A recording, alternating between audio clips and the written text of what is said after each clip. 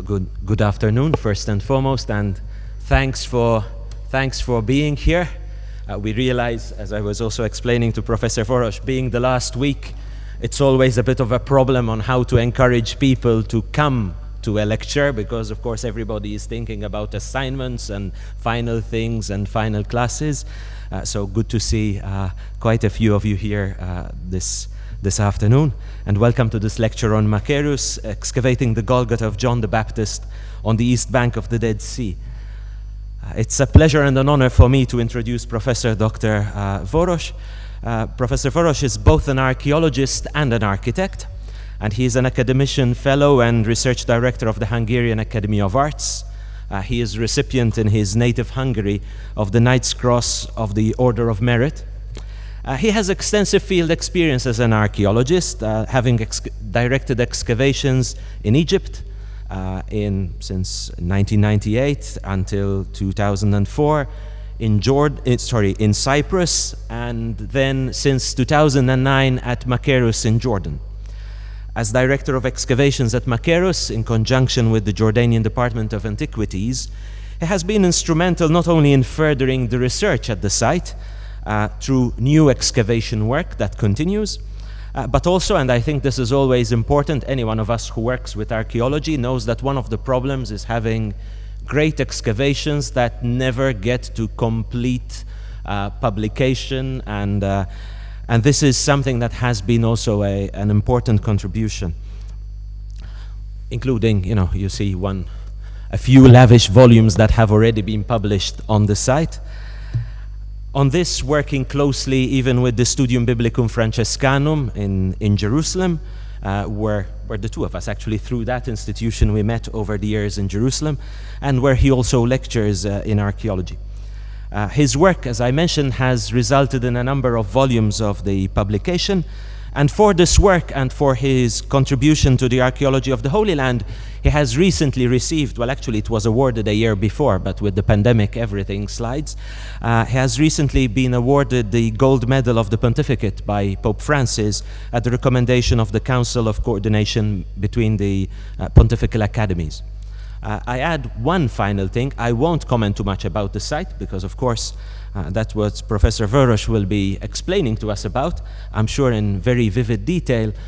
But it's also for me a reminder that, the Holy Land is much wider than what often ends up even many people who travel and visit, that often ends up being limited to Israel and the Palestinian territories, and remembering that there is the Holy Land is much wider than that, certainly including Jordan, including a number of very interesting sites that are part of this biblical world that interests us in our field also as biblical scholars. So I won't comment much more than that. Again, I think the curriculum vitae itself is far longer than this, but otherwise you'll hear me instead of him. So without much further ado, really a big welcome to Professor Vörös. Thank you, Professor Briffa, for your kind introductory words. I also would like to greet the audience with an afternoon presentation that I hope will encourage most of you to visit the archaeological site.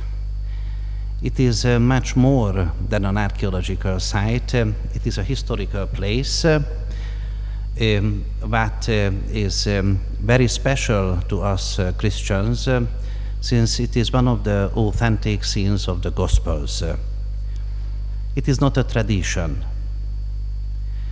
It is based on historical sources, and I may say the uniqueness of the archaeological site, which is rising on a mountain top to the east of the Dead Sea, is based on three components. The first one, that there is a narrative account of the Gospels about the circumstances of the death of John the Baptist, but this is the only narrative which has a parallel narrative from the same era, a source of a non-Christian author. This is the only narrative of the Gospels where a non-Christian author is giving a parallel narrative which is confirming its validity. It was Josephus who wrote down that John the Baptist was imprisoned and killed on this place called Machaerus. The word is coming from the Greek Machaerus word. We use the Latin version, and in the Italian literature you may find it Macheronte, or in French Macheronte. On this old aerial photograph you may see the Holy City in the foreground, including the beautiful Jesuit palace of Jerusalem, where is the current director, and of course the golden cupola of the Dome of the Rock, and our site encircled on the other side. It is clearly visible when you are at the Damascus Gate. On clear days, the Transjordan mountain tops with the horizon is observable, and the head of the arrow shows the exact place of the mountain top site of Machaerus, which when we are visiting Qumran or Engedi or on the way to Masada and stop by at the shore of the western shore of the Dead Sea, we may see it on the east bank.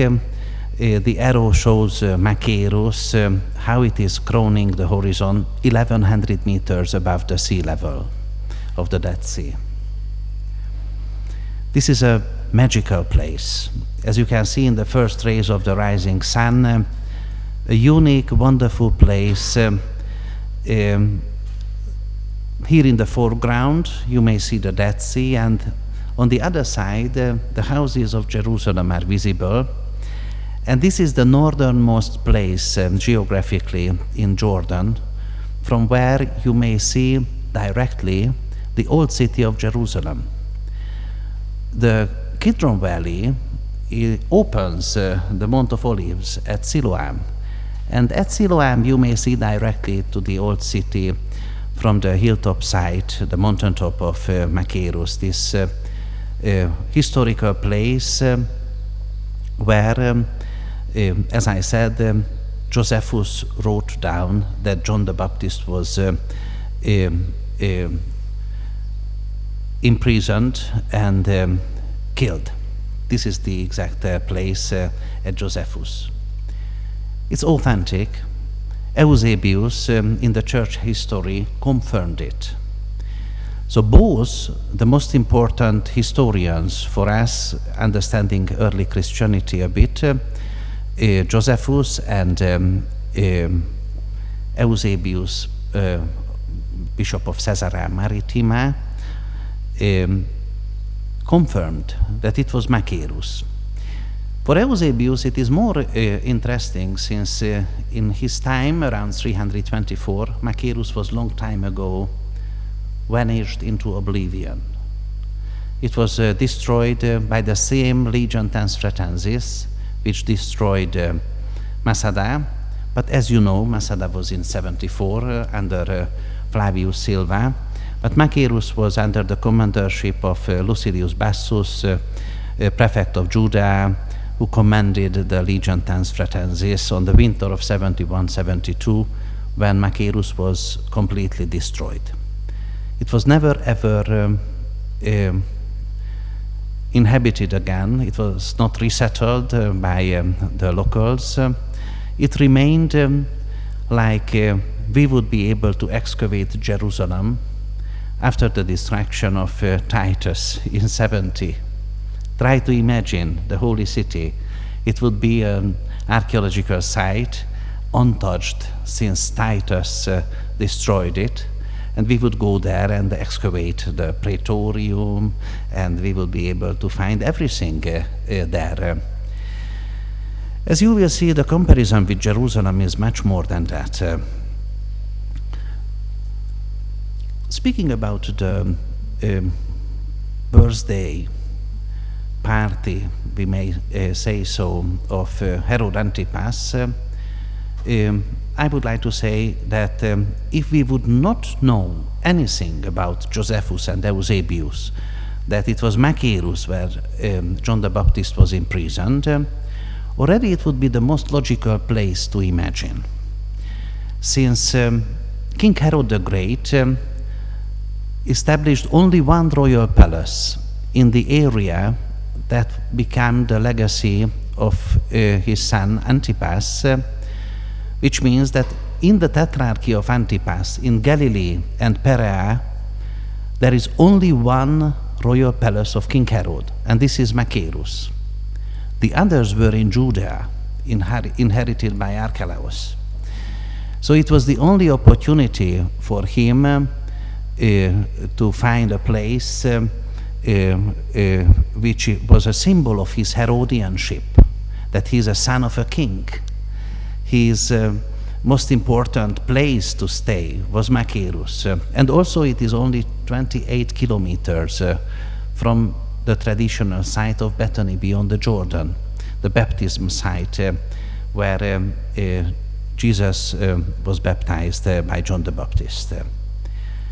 The beheading and this painting I wanted to put in honor of Professor Briffa, the beautiful Valletta piece of Caravaggio, the only one which was signed by him, depicts this very sad moment when John is already dead and the executioner changes his sword for a sharp knife, and with the sharp knife he is already beheading the dead body. It's a very dark painting. Only a killer was able to paint such a moment as Caravaggio did. Of course, centuries earlier, already in the 12th century, in around 1160, in Münster, which is in the south eastern corner of Switzerland, in Walmünster, we can see this fantastic Romanesque fresco where the banquet table is depicted as a precursory function behind the main altar of the church. This is the central aisles of the church, and we can see Antipas on this banquet. In the next century, when we go to Firenze, in the Battistero, we may see the same parallel depiction between, in the upper row, the Calvary of Christ, and underneath the Calvary of John the Baptist. Here you can see the Last Supper, here you can see the dance of Salome in front of the birthday party of Antipas, and under the crucifixion you can see the beheading, and under the Pietà you may see how the head of John is between the hand of ladies, of Herodias and Salome. By the way, Salome is also known exclusively from Josephus. So clearly arrived his testimony that the daughter of Herodias was the Hasmonean royal princess, Salome. Just two more paintings of Caravaggio. Just a year before his famous Valletta work in 1607, this one, the beheading of John the Baptist, is preserved in London. And you can see the same executioner is holding the head of John, whom he depicted in the same year, in 1607, for the Napolitan visitors for his flagellation of Christ. You can see the executioner on the right is the same man. Why? Because he wanted to put in parallel the two Calvaries of John and of Christ. When you would believe that this is a theological abstraction, saying that it has a precursory function.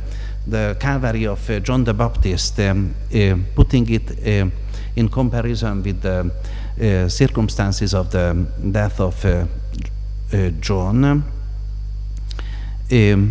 I may tell you that this mis anabim structure, where there is an embedded story within the story of a framework, like you can see the mirror painting of Johannes Gump from the 17th century, or you may see this mirroring of a modern nun, are all based on the words of Jesus. It was Jesus himself who said, they didn't recognize him, but treated him as they pleased. And the Son of Man will suffer similarly at their hands. The disciples understood that he was speaking of John the Baptist. It was Jesus himself who gave a metalepsis for this mis anabim embedded story, that the circumstances of the beheading of John the Baptist will give a certain kind of precursory function to understand his future Calvary that he just prophesied after coming down from the mountain of transfiguration. When we would like to understand the structure of the narrative, how Antipas sent his guards to arrest John, number one, and took him into prison, number two. Then we remember the story how Salome entered the room of the banquet, number three, left to Herodias to ask for an advice, what to ask for, and return, number five, to the banquet hall and asking for the head of John the Baptist. Number six, Antipas sends his bodyguard for the head of John the Baptist in the prison. He returns, number seven. Salome takes the head to Herodias, number eight. Then the disciples are arriving to the prison, number nine, and they go and bury their master. The same structure can be identified through the Calvary of Jesus himself, and certain words are used exclusively by Mark and Matthew during the two Calvaries. That I do not want to now enter the details, since it is an archaeological presentation. But you may find this freshly published booklet Professor Briffa just showed you in your library, because I gave a complimentary copy to your librarian that if someone has an interest on the details, that will be available in this 2022 publication. The oldest photograph of the archaeological site is from 1864. As you may see, it is like a painting. On the right, you may see the beautiful, untouched virgin archaeological site. And it was like that until 1968, when the preeminent German scholar August Strobel, Protestant evangelical director of the Jerusalem and later the Amman school, identified around the virgin archaeological site. Once again, I would like to emphasize that until 1968, it was an untouched hilltop. As you may see on this photograph of the École Biblique archive, thanks for the kindness of Jean-Michel de Tarragon, our joint friend, the long-term editor-in-chief of Revue Biblique. So August Strobel identified a 3.5 kilometer long circumvallation siege wall around this mountaintop. It was extraordinarily important because, according to historical sources, in Transjordan, there was only one circumvallation siege by the same Legion Transfratensis, as I mentioned, which captured Masada. And all of you remember that around Masada there is a 4.2 kilometer long circumvallation wall. Very similar one we have around Machaerus, and you believe or not, until 1968 it was unknown and unpublished. It was hitherto neglected by academic research. And August Strobel published the circumvallation siege wall in 1968. So it became absolutely obvious that in the epicenter of this siege surrounding circumvallation, the hilltop will have. Once again, why? Because it was the only place in Transjordan where the Roman army ever made such a siege with a circumvallation wall. Detailed description can be found in both Opera Magna of Josephus.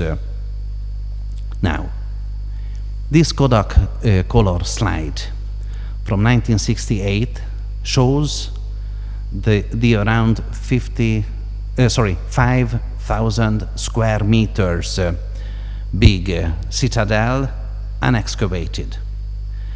It was destroyed, and the destroyed wall debris accumulated between 2 and 5 meter high above the Herodian floor level. The story of the site is very clear. In 90 BC, Alexander Jannai erected a fortress there that was destroyed by Gabinius in 57 BC. Then, King Herod the Great, 30 BC, erected a royal city there, and called Machaerus, with a palace on its hilltop. The citadel reused the surrounding wall of the Hasmonean fortress itself, and it was used for 2 generations by King Herod the Great and his son Herod Antipas. In 36 AD, the Nabatean army, under the commandership of Aretas IV, destroyed the Herodian royal city, and it was reused by the later rebels of the First Jewish War, the Zealots, and as I mentioned already, during the winter of 71-72, it was completely destroyed and abandoned. So it is a time capsule between 90 BC and 72 AD. We have nothing earlier, no Iron Age, no late Iron Age, and nothing after 72 AD. The first excavation by the Southern Baptist Theological Seminary arrived immediately to the site after the publication of August Strobel's article. 4 months later, the Americans arrived. E. Jerry Verdeman, my esteemed predecessor as director of the excavation on the site, was financed by a 32nd degree Freemason, multi-billionaire Cooley A. Cobb, who financed the project, but it was only a 4 weeks long project, and it is strange to hear when I say, but in Holy Land archaeological research, unfortunately, it is a very common phenomenon. Nothing was published. But I was able to receive from the widow of Verdeman all the original archaeological archive, including the field slides, and as you may see, this 14 archaeologists strong professional mission started to open windows as archaeological sections on the hilltop site. But once again, unfortunately, the only thing what they did, that the 4,973 pieces of archaeological fragments pregnant with the history of this precious biblical site were transferred to the United States. to Mississippi State University, where the man received a great position as a founding director of the Kobe Institute of Archaeology. And they deposited it in the basement, and nobody touched it, as all the later scholars were Bronze and Iron Age experts, and of course it is a classical archaeology to blood. The next archaeological project, 10 years later, was directed by the late Virgilio Canio Corbo of the Franciscan School of Archaeology in Jerusalem, for 4 seasons, 78-81. And after he died in 1991, immediately his former student Michele Piccirillo continued the excavations. And he similarly didn't publish his results because prematurely he died in age 64. And then once again, the concession of the archaeological site was open. The Jordanian authorities were in a very difficult position that already 3 archaeological excavations were on the site, altogether 7 years, 68, from 78 to 81, another 4 seasons, and then 92, 93 by Michele Piccirillo, and it was all unpublished. Partly collected the material in Jerusalem, other in Mount Nebo Monastery's storeroom in Jordan, and also others in Mississippi State University.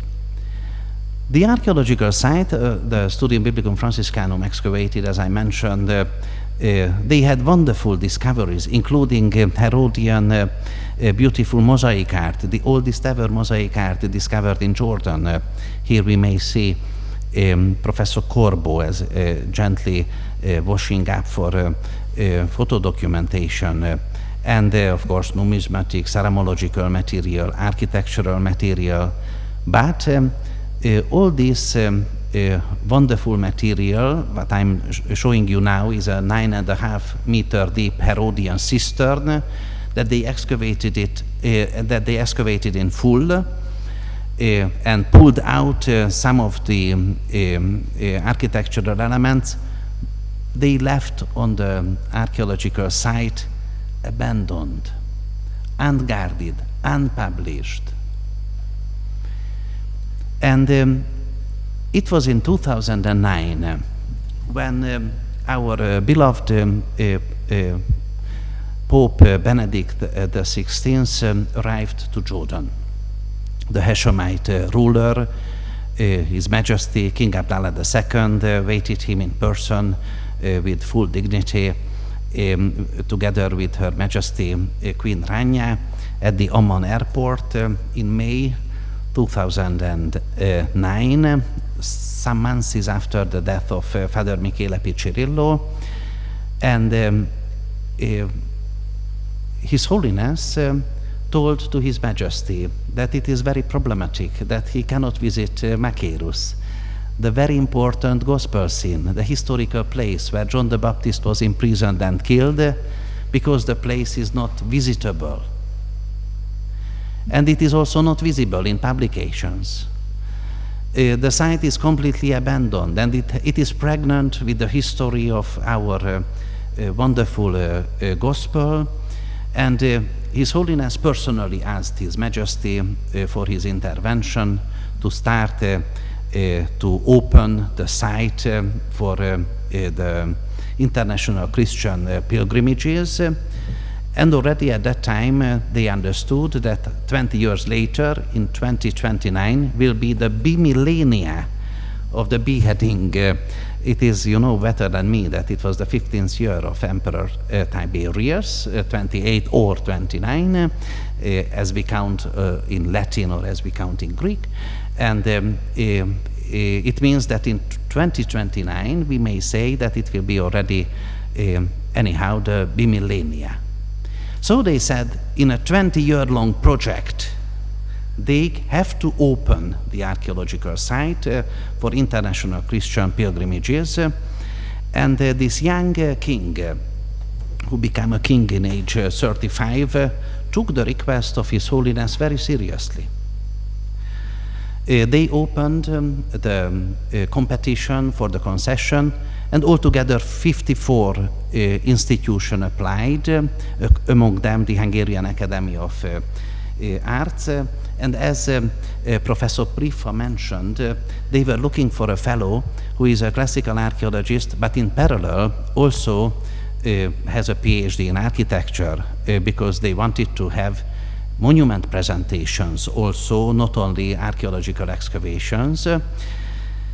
And I was already 15 years ago excavating in the Levant in the first 10 years, from 94 to 2004 in Egypt, 4 years in Luxor, 6 years in Alexandria. And in 2009, already 5 years ago, I was the director of the Paphos Excavations, the Greco-Roman capital of the island. We excavated on the Lighthouse Hill the Acropolis of Paphos. So I didn't believe it will be successful, but when they asked me for an interview and I traveled to Amman, it became clear that it is a once-in-a-lifetime opportunity. And since I was living for 10 years in Egypt and my primary is Arabic, they trusted me, and when I said I'm ready to settle down with my wife and our little son, they contracted me for 20 years. This is very important. It is a kingdom. For them, 20 years is not a very long period, since the king thinks about his son, His Royal Highness the Crown Prince, Prince Hashem, for his period of kingship. And they are preparing everything for the next generation. It is really a beauty to live in a kingdom. So I had to go to Mississippi. This is the headquarters of the Kobe Institute of Archaeology, taking the painstaking work in the underground basement store to publish all the material of their previously unknown and unpublished material. They had, by the way, fantastic material.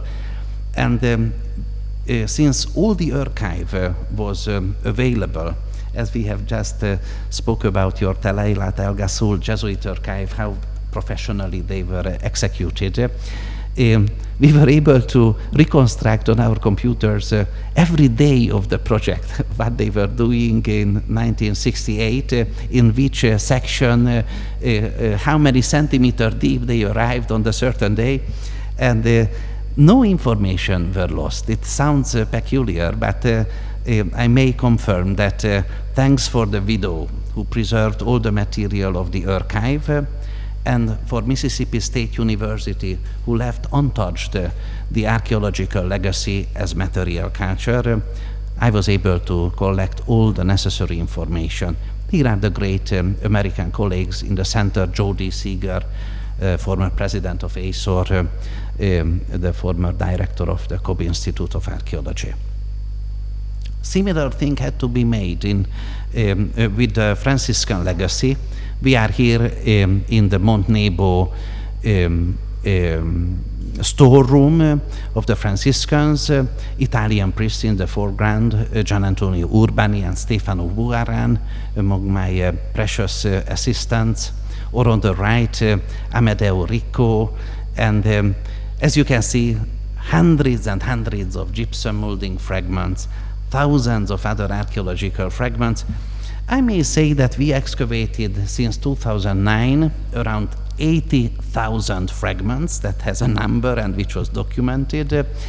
The Franciscans around 25,000. And as I mentioned, the American project in 1968, 4,973. So we speak about a Lego of the children when they can put these jigsaw puzzle pieces together, of 130,000 pieces altogether, 120,000 pieces altogether, which is an extraordinary huge number, and only possible with the computer background to understand, because we have the complete citadel of this Herodian palace. Here is one of the reconstructions made by Franco Sciorrilli, our great Italian restorer, of a beautiful Herodian flower decoration, an ornament of reconstructed from 46 pieces. As I'm standing with my beloved wife and our little daughter, she was already born in Jordan in a local Muslim hospital. It is around 1 square meter big, and unique Herodian flower decoration from the Apoditarium Hall of the Royal Herodian Bathhouse. Here once again, together with my great colleagues at the entrance of the Mont Nebo archaeological storeroom, on the left, Father Gian Antonio, in the center, this father is Father Eugenio Aliata, the director of the Terra Santa Museum, Father Amadeo Ricco, and these two gentlemen are also fathers, Father Balázs Arnóczky, father of 3 boys, and Father István Őrikis, 6 children. He's responsible for 5 boys and 1 beautiful lady. The third component in our preparation, in addition to the American and Franciscan archaeological legacies study, was the detailed study of the West Bank parallels of Machaerus. There are 6 sisters of Machaerus, I may say, from the same period, built by the same builders. Between Masada and Alexandreion, we have Herodion, Hyrcania, Kypros, and Docus. And these parallels are extremely important for us because it is not simply giving the closest archaeological analogies, but also the closest architectural parallels for the better understanding of Machaerus. On this map, you may also see that Machaerus has a unique geographical position, but the strongest in military defense. When Pliny the Elder, here in Rome, wrote in his Historia Naturalis that after Jerusalem in Judea, the strongest fortification was Machaerus. Not Masada, not Herodion, not Alexandreion, Machaerus. Why? Because Machaerus is the key to the huge shield which is protecting Jerusalem from the east against the Nabatean kingdom. Without Machaerus, this defense cannot work, because Masada could only alarm Machaerus. It was not visible on the West Bank. And Machaerus gave the war signal in case of an attack to the capital and to the other fortifications. Of course, fire by night or smoke during the daytime. And without Machaerus, the complete defense system would be disabled. When we are on the top of Machaerus, we may see in the right bottom of this photograph Qumran, but we also see the golden cupola of the Dome of the Rock. Here is Hyrcania. If you can see my yellow hat on this photograph, then you can very easily see the yellow cupola of the Dome of the Rock. And I'm standing on Machaerus. So this photograph proves that standing on the hilltop of Machaerus, you can see the golden cupola of the Dome of the Rock. Why is it important? Because it is not only a military strategic point, but it also had the unique position in Jordan, from where you had this direct optical link between the holy city and Machaerus. Of course, with the zoom, you may see the details. Here is on the top of the Mount of Olives, the Russian nunneries tower, or the wall of the Al-Haram al-Sharif of the Kubba Sakhra. So it is a very clear view. Returning back to the lapidarium, what we found on the site in situ. Of course, there were beautiful architectural spaces like this segment vaulted roofed baths next to our bathhouse, or the excavations of the 15.5 meter deep Hasmonean cistern also gave extraordinary archaeological material to us. I'm sitting at the bottom of this cistern, and as you can see, at the beginning of the excavations in 2009, I was still not gray-haired, and I was still fit archaeologist to fight with these ancient ruins, and had no difficulties to work at the bottom of a 15.5 meter deep Hasmonean cistern. However, our archaeological work, of course, in graphic and photographic documentation, all the surviving ruins as well. Here you may see a staircase leading up with 9 steps to the upper floor, and of course these thousands of architectural elements. It is just an example to understand how many drums and capitals and column bases we had all around, but and this is what the Franciscans or the Southern Baptists couldn't use during the previous generations. With computer technology, we started to put the Lego pieces together. Of course, it was not trusted at the beginning. For example, Joseph Patrick told me that, of course, with Photoshop you can do many things, but until you will not re-erect it, nobody will believe.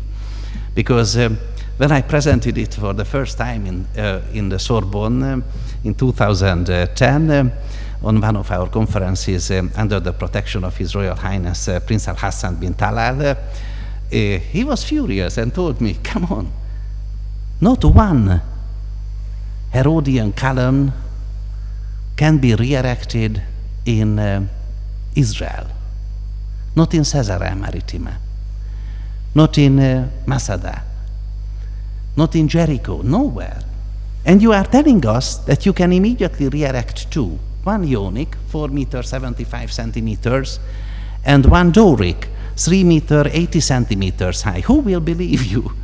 It is a mission impossible. Thanks for this old prince, who was our protector from the beginning, on behalf of the Hashemite royal family. He was so much trusted me from the outset. He said he wants to be present on the re-erection of these first 2 columns, and he came out together with the royal guards. You can see the old prince. He's the chairman of the Royal Scientific Society of Jordan, and we, of course, weighted him with the architectural elements of these fantastic colossi, big columns, and it was something never ever happened before, not only during Antipas, but the complete Herodian dynasty. And with the 5 tons crane, and in the presence of Her Royal Highness, the wife of Prince Al Hassan, here we can see this beautiful lady, Princess Servat, and next to her is my former boss, Monthur Jamhawi, the Jordanian Director General of Antiquities, who with his uplifted left hand, we put down first the base, and then, as you may see, we re-erected the first column ever. It is the biggest archaeological object of a gospel scene.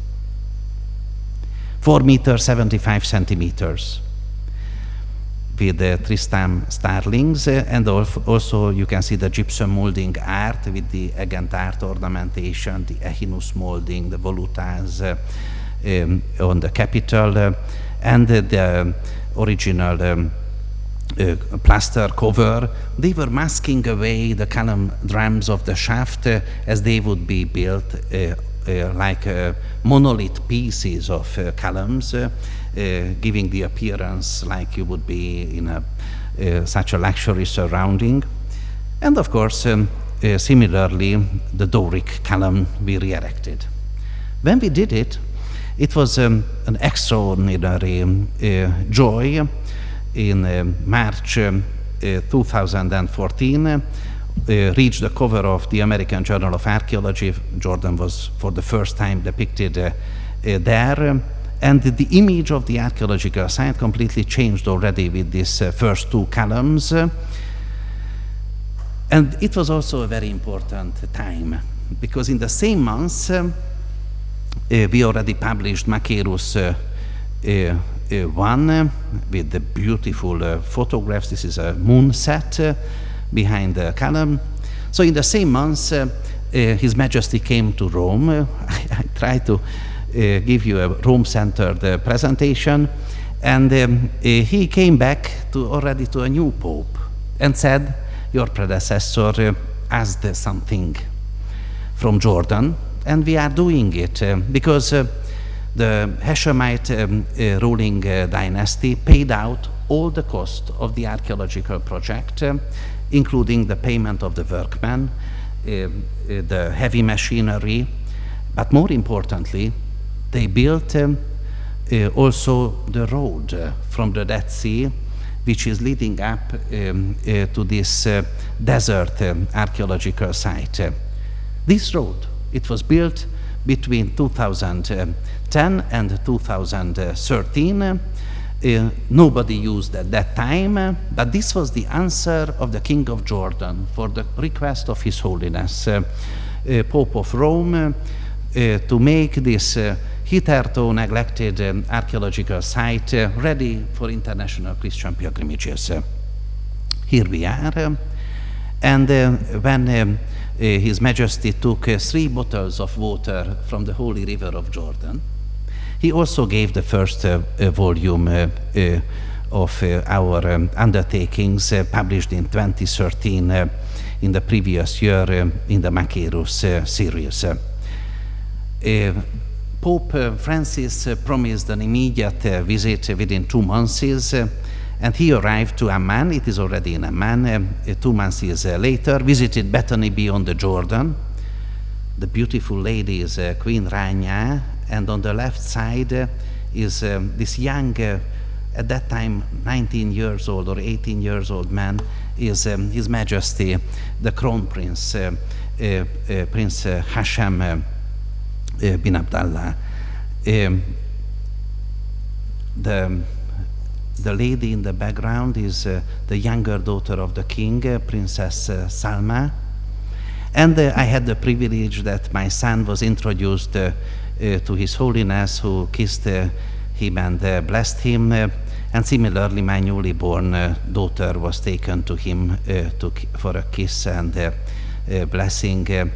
And after the visit, 2 months later, in July, King Abdallah came once again to Rome with Queen Rania, thanking His Holiness for his visit, and their personal relationship became so wonderful that breaking up the protocol, His Holiness was bowing in front of Queen Rania, a Muslim queen to blood. Returning back to 2014, and I will be good in time, we continued our research, and after understanding very properly that the layout of the royal courtyard can be reconstructed completely based on the archaeological evidence, we were also able to reconstruct the alignment system of the royal courtyard, which was a Doric peristyle.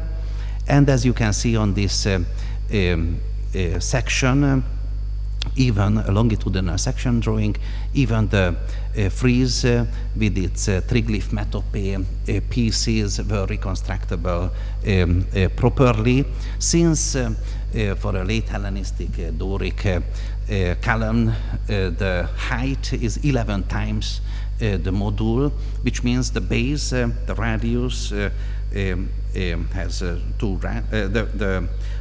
twice the radius has to be taken 11 times.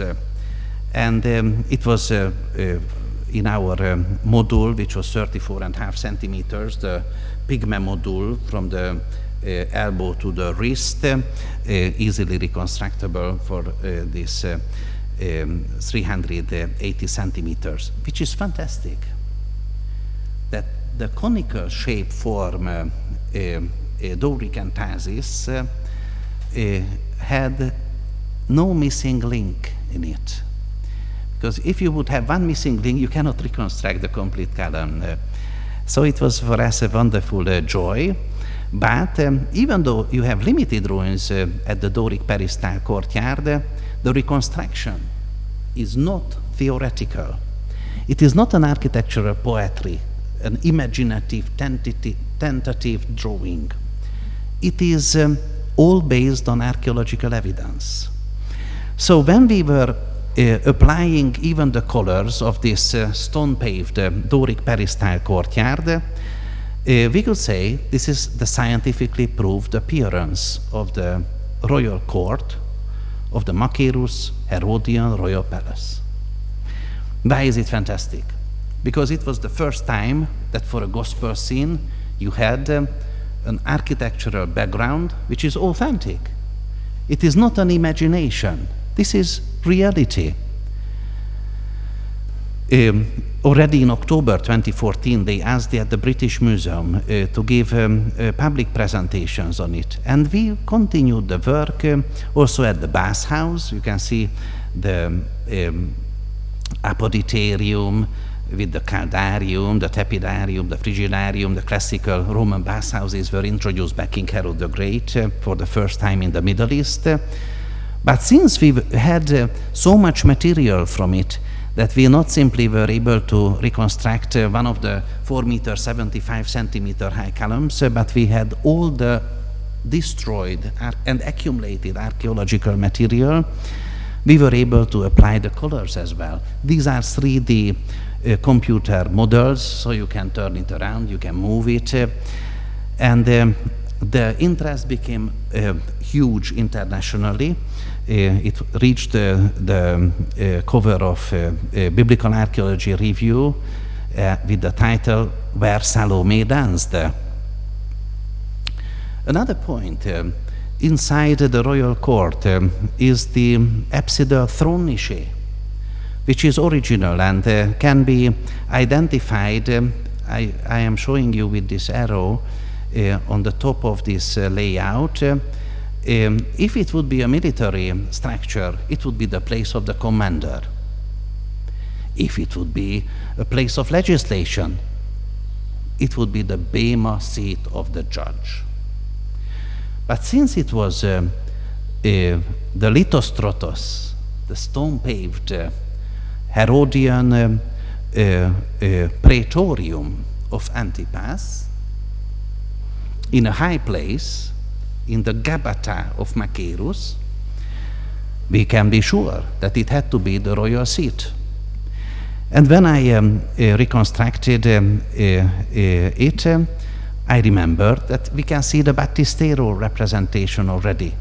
Here in Firenze, with Herod sitting in the throne facing John the Baptist with two of his disciples. Or Antoine Anceau, the French 19th century painter, or a generation later, Giovanni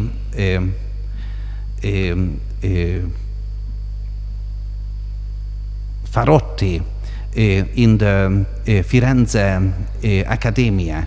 John the Baptist is facing Antipas. This is a very important place where Antipas was sitting. He was sitting in the center of this courtyard, and here we have at the end the apsidal throne niche on the reconstruction when I made it in space with the Doric peristyle courtyard. Once again it reached the cover of Biblical Archaeology Review in Washington. They understood that here we have a gospel scene, even though Biblical Archaeology Review is a Jewish magazine mostly, or more appreciated by the Jewish scholarship and in Israel. I found it wonderful how much they appreciated that we have an architectural space which is also an authentic historical place of the gospel scenes. It had to be the place of the gathering. There are no other opportunities to be in a gathering with the entourage of Antipas. Mark is clear. There were the chief of the military, the high officers of the royal court, and also a delegation from Galilee is present. They were not able to gather anywhere else than in the royal courtyard in the citadel. So I published the second volume already in 2016, and it was received by our great royal patron, Prince Al Hassan bin Talal. She waited me in the royal palace with her Royal Highness Princess Sumaya bint Al Hassan, and he took the volume to His Holiness Pope Francis, and also to His Eminence Cardinal Gianfranco Ravasi, who is not only the president of the Pontifical Commission of Sacred Archaeology and of the Pontifical Council of the Academies in the Vatican, but from our point of view, more importantly, he's the president of the Pontifical Commission for Sacred Archaeology as a chief archaeologist of the Vatican. He wrote already for Machaerus I review, as he personally visited Machaerus already as a young priest and was very much interested on it. And later, when we were in touch, he also accepted that for Machaerus III he wrote a 10 pages long, wonderful foreword as well. Now, in the last part of my humble presentation, I would like to speak about the lower city as well, which is attached on the north eastern side of this slope. In size more than double than the citadel. It's 11,000 square meters, and the 187 meter long aqueduct harvested the rainwater and gave it to the cistern system of the lower city. Here you can see in a closer view. So when we wanted to excavate in 2016, 17, 18 years, the lower city, and I would like to emphasize that I never excavated during the previous 28 years since I'm an archaeological dig director in the Levant, like those who are arriving there for a month or two with campaigns and seasons, as expeditions, and as they like to say. But in the footsteps of the great Jordanian and Israeli archaeologists, I've settled down in these countries as I settled down in Jordan, and it was a permanent archaeological mission. So the quantity we were able to do in 1 year was the quantity of an archaeological project can make in 10 years when they are going for a month or 3 weeks from a United States university, for example, but it was not a good point to give an example for it. So we wanted to excavate from the upper streets, naturally, because it's sloping down, so we thought that the two uppermost streets can be excavated smoothly. As you can see, this area, since we understood from the Gospels that it was not any kind of imprisonment John the Baptist suffered. Mark is very clear. Antipas regarded him. He talked to him. And he had the privilege to have his disciples with him. In the Logian Quelle, we have the source that he sent 2 of his disciples to Galilee, to Jesus, and asking him if he's the Messiah. Having the privilege of disciples and receiving messengers in imprisonment, it is like a political house arrest. So he had to stay in one of the houses, according to human logic, in the Herodian royal palace. And we thought that it will be a very good opportunity to excavate the uppermost streets. What we didn't expect is that in addition to the uppermost two streets, there was a huge fortification tower with a previously unknown northern wing of the royal palace. And on this 3D reconstruction, you can see Masada is this isolated hill in the background. They are very clear. Also on the right, Engedi, the oasis. And I just would like to remind you once again, for the structure of the narrative, we can read in Mark and in a simplified version in Matthew as well.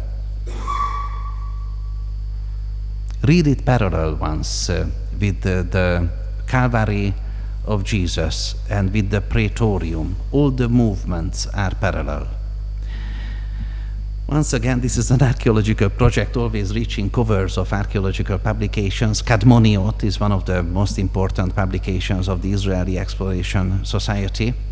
It's like a flagship publication of them.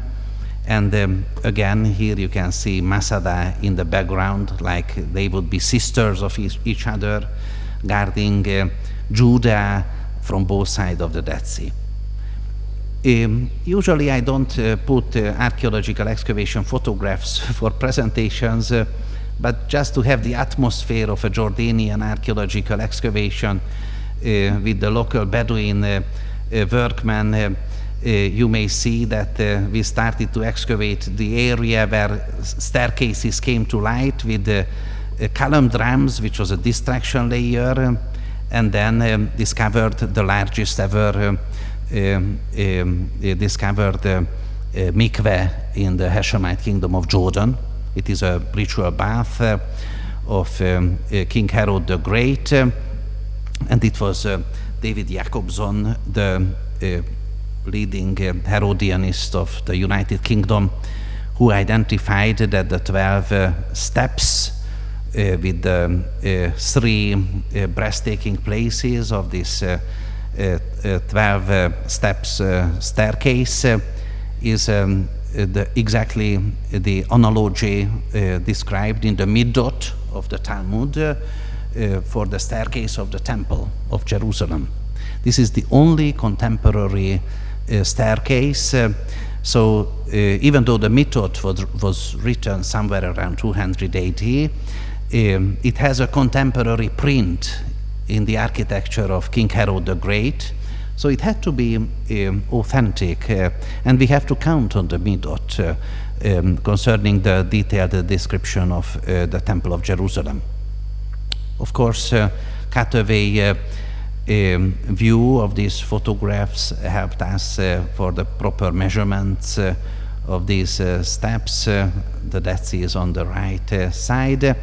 And here a very huge quantity of ceremological material came to light. I contacted, so he became our ceremologist, and they published in the Machaerus 3 this extraordinary ceremological material, because the findware of the Herodian kitchen for the royal courtyard was kept in the northern wing of the palace, and after the destruction we have more than 300 complete forms, including Greek and Latin inscriptions on those amphorae imported with luxury material from Mauritania or Baetica, southern Spain, or Campania, Napoli area, Rhodos, Kos. So there were very rich luxury imports in the court of Antipas, but which was more interesting, that the painted Nabatean fineware were which are very well datable thanks for the extraordinary sophisticated academic research of Stefan Schmid from Humboldt University, Berlin. Humbert was able to identify that these Nabatean painted Petra plates are not from the period of Antipas, but a generation earlier. They are from the period of King Herod the Great. So they ate from the plates of the father. They very nicely preserved, as we are doing it with the material of our grandparents, having with the silver Essenzeige of our grandparents. But I do not want to enter ceremoniological details now. Here are these great Dominican scholars, the director of the Dominican Archaeological Department in the École Biblique, in the center, Jean-Baptiste Ambert, and the other professor, Jean-Michel de Tarragon, worked together with him, including great logic. John the Baptist also had to be buried somewhere around. And I'm just showing you 4 identified and well-surveyed hypogea, which are in a late Second Temple period style kuhim or kochs in our necropolis. It will be the final version of our monument presentation, re-erecting additional columns for the royal courtyard, and of course the mentioned Machaerus III with the long foreword of His Eminence Gianfranco Ravasi, and a very important contribution of Father Jean-Baptiste Ambert on the ceremoniological studies. Of course, there were other illustrations like Balázs Balog in a more artistic version, wanted to interpret our architectural models. And when I was asked by the Hungarian State Opera House for the opera set of Richard Strauss' Salome, I just made 1-by-1 architectural model, like cut out in a 1-by-1 replica from the reconstruction to demonstrate how it looked like in reality. It is, for me, public archaeology or experimental archaeology to see in reality as an opera set. But of course, the Jordanians would like to have it also on the site. Similarly to the Masada summer opera festivals, they would like to have it in Machaerus as well, with certain opera designs. This is with the National Geographic.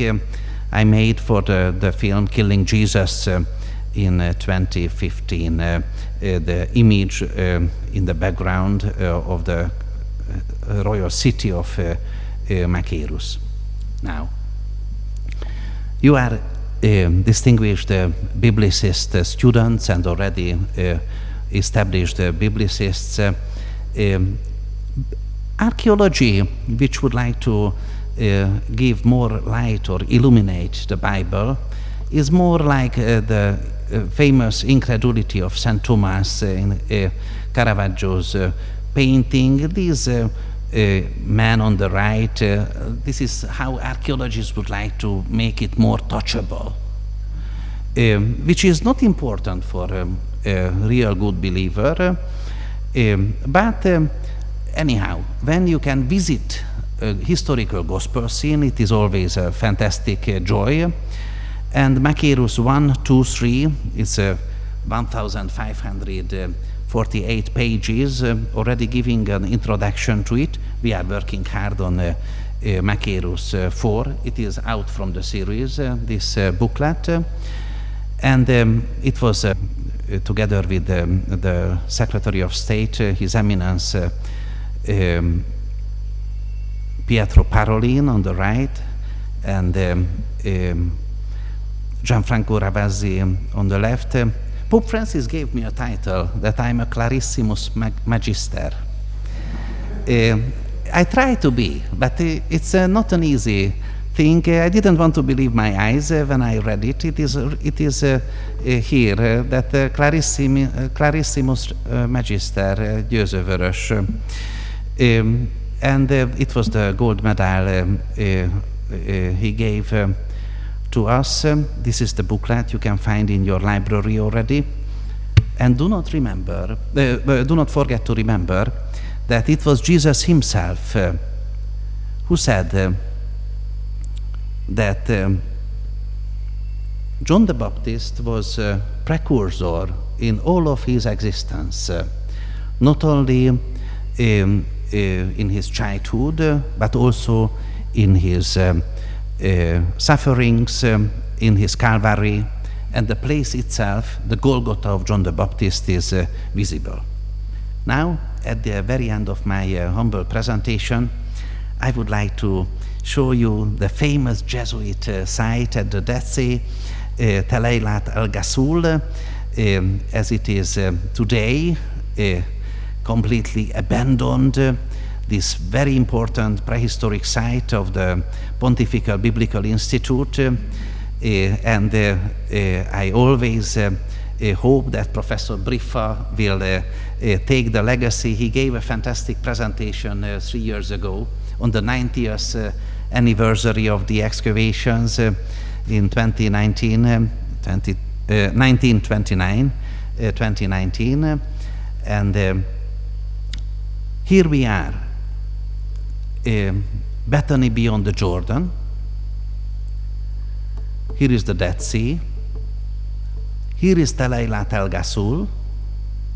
And if we are going closer, and we see the delta ending of the Holy River, here is Tel Eilat El Ghassul on the very left, and this top is Machaerus, which is crowning the horizon on the west bank.